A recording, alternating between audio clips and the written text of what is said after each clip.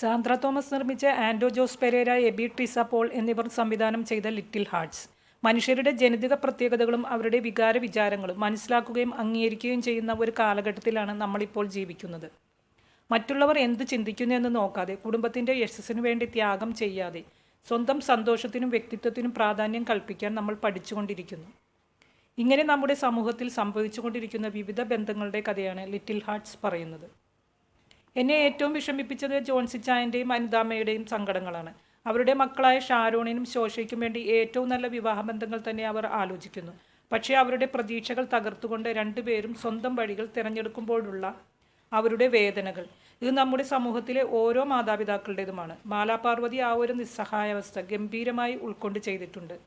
Ranji പണിക്കരും മോശമാക്കിയില്ല. Shane Nigam കസറിയ സിനിമയാണ് little hearts. ആ hair സ്റ്റൈലും കോസ്റ്റ്യൂമും ഒക്കെ ഷെയ്ന് നന്നായി ചേരുന്നുണ്ട്. എത്ര സുന്ദരനാണ് ഷെയ്ൻ. എനിക്ക് പഴയകാല മമ്മൂട്ടിയെ ഓർമ്മ വന്നു. എത്ര തന്മയത്വത്തോടെയാണ് പ്രണയമായാലും മറ്റു വികാരങ്ങളായാലും ഷെയ്ൻ പ്രകടിപ്പിക്കുന്നത്. തികച്ചും വ്യത്യസ്തമായ ഒരു മാനറിസം. നമ്മുടെ ഭൂതകാലത്തിലും RDXലും ഒക്കെ കണ്ട ഒരു ഷെയ്ൻ അല്ല ഇതിൽ.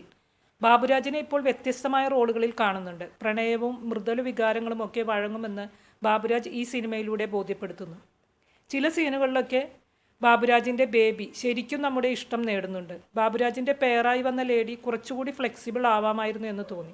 ആ പെൺകുട്ടിയും നന്നായിട്ടുണ്ട്. മഹിമ നമ്പ്യാർ, ഷൈൻ ടോം ചാക്കോ, ജാഫർ ഇടുക്കി, ഷെമ്മി തിലകൻ തുടങ്ങിയവരുമുണ്ട്.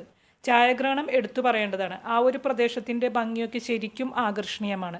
കുറച്ചൊക്കെ നമ്മളെ ചിരിപ്പിക്കുകയും കണ്ടിരിക്കാൻ രസമുള്ളതുമായ ഒരു സിനിമയാണ് ലിറ്റിൽ ഹാർട്ട്സ്. ക്ലൈമാക്സ് സീൻസ് എന്തിനാണ് ഇങ്ങനെയൊക്കെ എന്നൊരു തോന്നലുണ്ടാക്കി. നിങ്ങളുടെ അഭിപ്രായങ്ങൾ കമൻറ്റ് ചെയ്യുമല്ലോ. വീഡിയോ ഇഷ്ടമായെങ്കിൽ ലൈക്ക്, ഷെയർ ആൻഡ് സബ്സ്ക്രൈബ്. ഇനിയും മറ്റൊരു വീഡിയോയിൽ കാണാം. ബൈ.